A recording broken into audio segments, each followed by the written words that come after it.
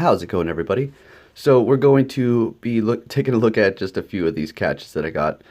This is basically the only great one, the Meganium. Turned out to be very nice. The highest CP one I have. Good move set and everything. So that's pretty cool. And then we're going to have some egg hatches and just have a little discussion here. A little bit of speculation as to what the Super Incubator is exactly going to do. So, some of my speculations are the given that they're not going to take as much kilometers to hatch. Another one is possibly they will give out more Stardust. Now, that is the one I'm really hoping for. Could you imagine getting 2 times, 3 times the amount of Stardust? Now, granted, these are going to cost more than the regular incubators, but in my opinion, I personally will get them because, I mean, Stardust is one of the most valuable things in the game. So, nice Meganium here. Pretty cool. I've been using it quite a bit in gym, so it's been working out nice. And then a few just random Pokemon that are just low CP, catching, whatnot. But anyways, so if the Super Incubator does dish out 2 times, 3 times more Stardust, now that is going to be something on the list. I will literally be hatching eggs round the clock. I do that anyways, but I will be walking a whole lot more to make sure I can hatch those quicker to gather up that Stardust. Now, with that said, there's also a few other things, but I don't know if this is really something logical, but possibly better IVs. I don't think that's even going to be a variable in this situation, but we can just, speculate, right? And all right, so basically what I want out of the Super Incubator is more Stardust. So, but I'm pretty sure it's going to be the less kilometers. Like a 10K, it'll probably bump it down to like a 7 kilometers maybe. 2K, it'll be like 1 kilometer. And for a 5K, it'll be like 2.5 or something like that. But we will just have to wait and see. Also, people have been saying that they've received the update, but I don't understand how that's even possible because where has it been released? But what they've been reporting is that it's even laggier than before in the gyms and the raids. So, eek. But I think Niantic actually is holding off on this update. They actually bumped it back due to some problems or whatnot. Hopefully that was the server, the lag was the issue, and now they're just going to hold off, and now they're going to perfect it a little bit better to make sure it actually works. Because if they're claiming to have fixed the servers in the next update and then they're not fixed, I mean, what is really going on? You know what I'm saying? Okay, then we get an update. Oh, what are the patches? Oh, server fixes and raid fixes, gym battle fixes, and all the lag. But then we update it, and it's still the same, if not worse. There'd be a big question mark at that point as to what's really going on, because this app has made a lot of money, and at this point, I feel like there is really no excuse to be bringing out updates that are not even fixing the game. If anything, breaking the game even more. All right, so these are all new eggs. There is no 10Ks. I don't know why I haven't been getting those. Just 2Ks and 5Ks, but that's fine. I've been hatching a lot of Pichus, not in this video exactly, but I actually have been hatching a lot of those. None of which have been shiny at this point, but I mean, that's okay. We'll just keep on moving. I'll get it one day, hopefully. So with that said, we have Gen 3 around the corner, and hopefully we can be looking forward to that within the next month or so. But we'll have to see. Personally, who do I like the most out of all the legendaries? That's gonna have to be Rayquaza for Gen 3, and just out of the regular Pokemon, Aragon and Blaziken. Those are my top. Although I do like several other ones like Melodic and a few others. But we'll we'll just have to see, because I don't know. Their CPs. I really hope they fix this whole CP thing. It's fine at the moment, but it doesn't really represent every Pokemon as they are, as they should be. But whatever, that's not really something to worry about. Okay, so back onto the Super Incubator discussion. How much do I think they're going to cost?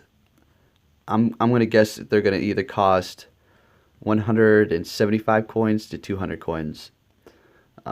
Maybe a little bit less, but I don't think so. I think that if they're going to have some sort of extra benefit, hatching eggs quicker, more Stardust, and my theory is better IVs, but I don't think that's going to be in there. Definitely the Stardust and the faster hatching. They're definitely going to cost more in the shop for sure, because they're more valuable. And to think about this, if you're hatching them quicker, and you're the kind of person who can spend coins to hatch, you're going to be spending a lot more coins, because if they cost more and they hatch faster, you're going to be incubating them faster. Yes, you'll be getting your Stardust quicker if that's the case. Even if the Stardust isn't bumped up and just the kilometers of which you're hatching them are just reduced, you're still going to be accumulating more Stardust nonetheless, and that's still an extra benefit. So I personally think that, yeah, it's going to be costing a lot more. So we'll just have to wait and see on that. All right, and now something else I want to discuss here is about the raids. Okay, the current raids that we have, and not the legendaries. All right, that's a whole nother topic, which you guys know how I feel about that. Legendaries don't seem to be legendary anymore, because they've been hanging about too long, and now people have just stacked up. And yes, I know there's a lot of people out there who haven't even gotten one. Talking about, you know, the inner city people and the people who are in raid groups and all that stuff. It's just become so diluted. They're not really necessarily rare, but that's fine. That's not what we're talking about. What we're going to talk about is the current normal raids. You know, the Charizard, Venusaur, Blastoise, Tyranitar, Lapras, Snorlax, Bayleaf, Magikarp, all that stuff. I feel like it's about time for a rotation. Possibly, you know, Espeon, Umbreon, and some other Gen 2s. I mean, even Gen 1s. I mean, you know, it'd be nice to see the Dragonite, the Houndoom that we've seen over there at the Pikachu Park in Japan. Who else would I think would make a good addition to a raid boss? Personally, me, seeing Nidoran here, I would like a Nidoking raid. That would be pretty cool. Is he the most valuable Pokemon around? Not really, but I personally like him. Another raid that would be very helpful for everybody, and I know you guys are going to really like this, would be to see a Porygon Raid. Those are extremely rare for a lot of people, for most people. I've hatched a ton, and during that Valentine's event, I was catching them like crazy. Literally, I would get about 4 an hour, about that. So a Porygon Raid, it would be very nice. Also a Scizor, or not a Scizor, a Scyther Raid. That'd be pretty cool. Or even maybe an Onix Raid. I mean, I'm just throwing out ideas here. Who else would be a fun raid? Let's see here. I think the Gen 2 starters would be a nice addition. That would be pretty cool, personally. But yeah, you know, on that note, I would like to say, yeah, we're about due for some more, some new raids here, because these ones are getting a little bit stale.